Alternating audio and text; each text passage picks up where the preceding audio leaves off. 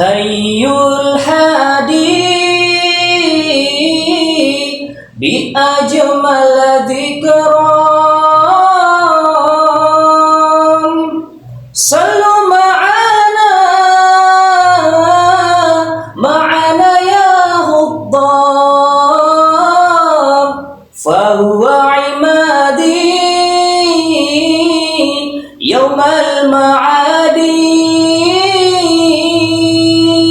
nabiyuna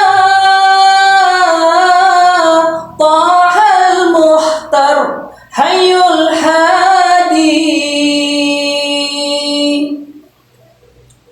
Wahai sahabat semuanya, ayo kita gali parit ini. Waktu kita hanya 6 hari lagi. Ayo semangat semuanya.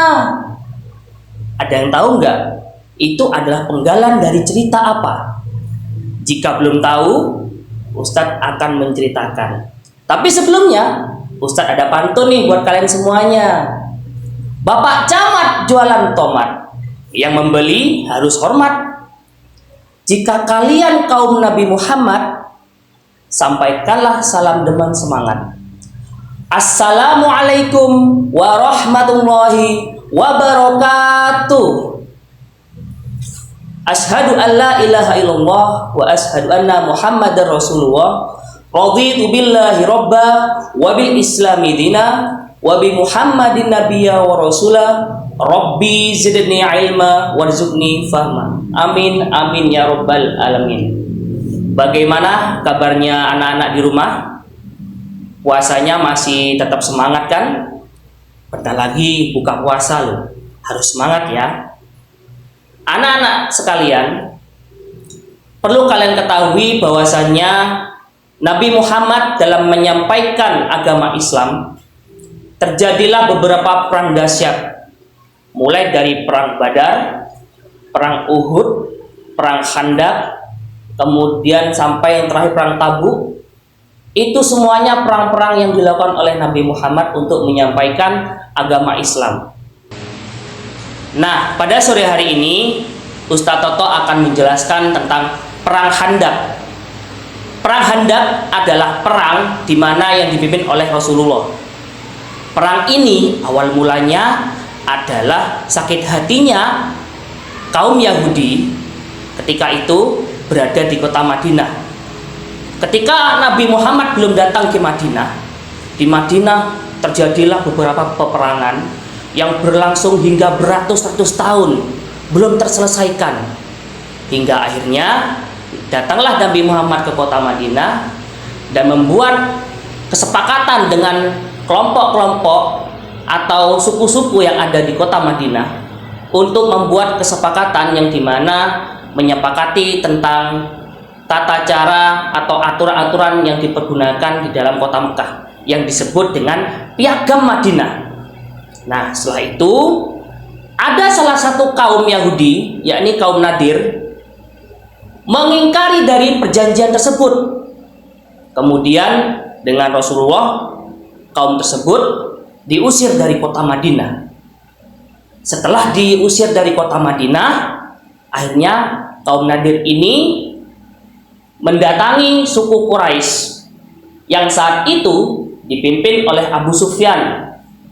Wahai Abu Sufyan, saya akan membunuh Rasulullah. Saya akan berniat membunuh dia karena sakit hati saya. Seketika itu Abu Sufyan langsung menyiapkan seluruh pasukannya. Wahai para panglima, siapkan pasukan kita, hitung jumlahnya berapa.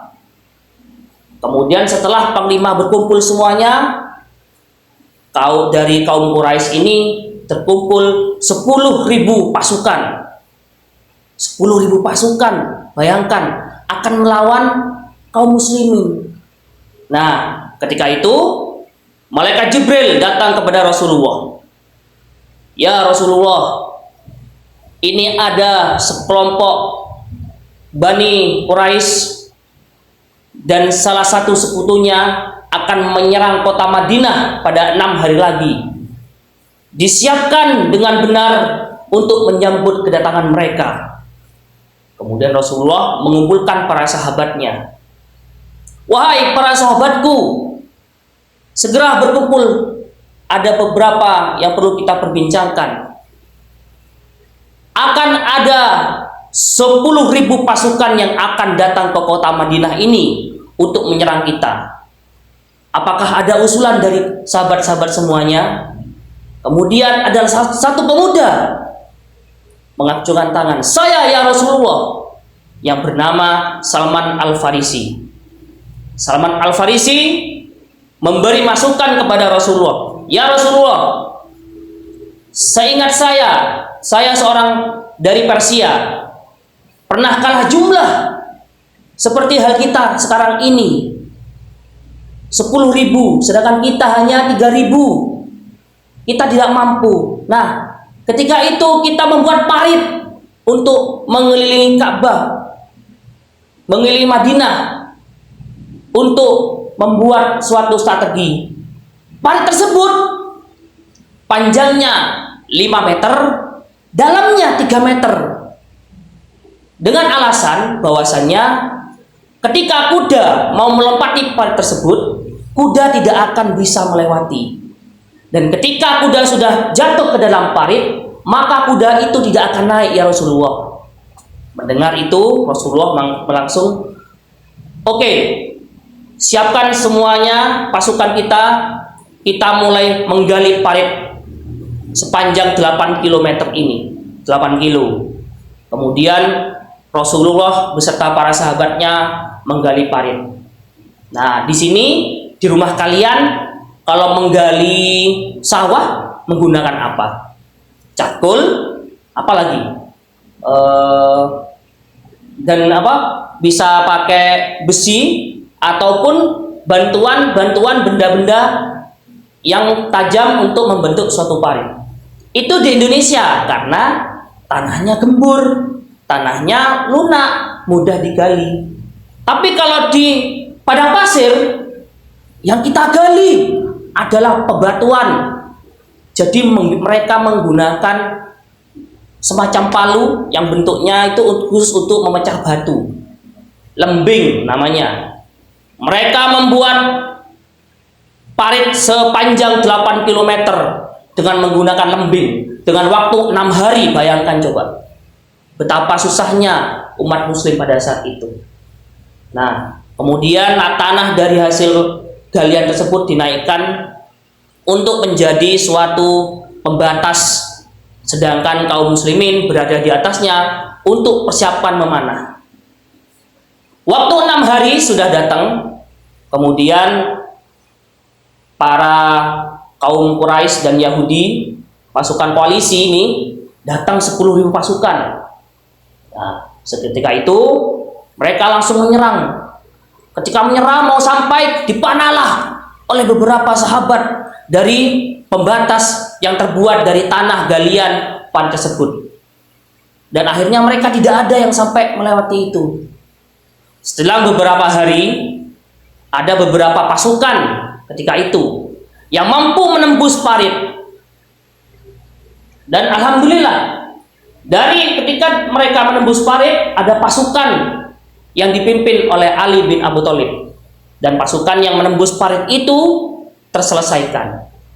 Nah, peperangan berjalan hingga beberapa minggu dan hingga beberapa hari, sampai dari kaum Quraisy itu mengalami kelelahan, tidak ada hasil dari peperangan ini. Nah, seketika itu Nabi Muhammad serta para sahabatnya terus berdoa kepada Allah untuk diberikan bala bantuan dalam peperangan ini. Dan ketika itu angin datang. Allah memberikan bantuan berupa angin korun. Angin korun ini adalah badai pasir. Nah, dilihat nggak di YouTube tuh? Badai pasir ketika di padang pasir itu bagaimana? Di gurun? Wow, unta sampai terkubur, bahkan kota-kota sampai tenggelam. Gara-gara apa? Badai ini. Allah mendatangkan badai pasir yang sangat dahsyat.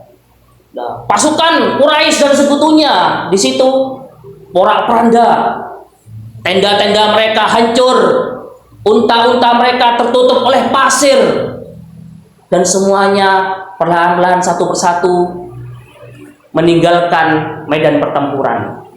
Dan ketika itu dari kaum sekutu ini mulai terpecah. Setelah terpecah, akhirnya Abu Sufyan pada malam itu memerintahkan bahwa kita mundur, kita kembali ke kota kita masing-masing, kita tinggalkan senjata, tombak, panah yang melindungi kita di camp ini, tidak ada gunanya dan tidak ada manfaatnya. Kita perang di sarang ini. Nah, setelah itu para pasukan koalisi ini atau dari kaum Quraisy dan kaum Yahudi mundur.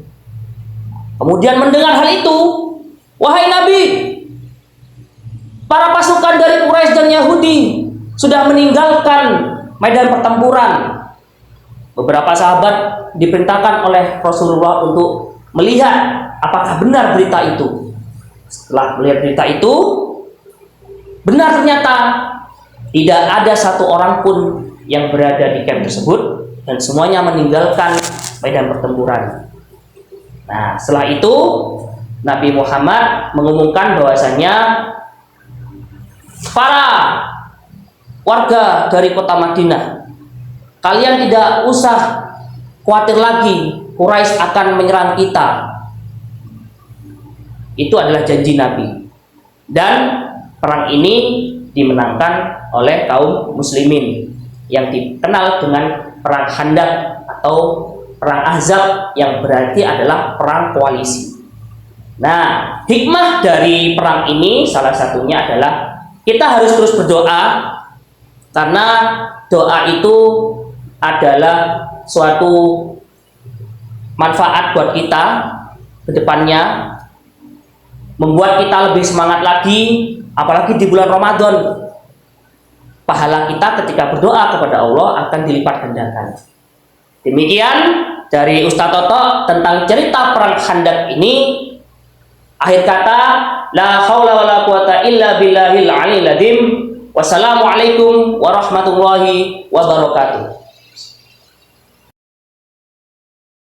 Like, share and subscribe Mohita TV.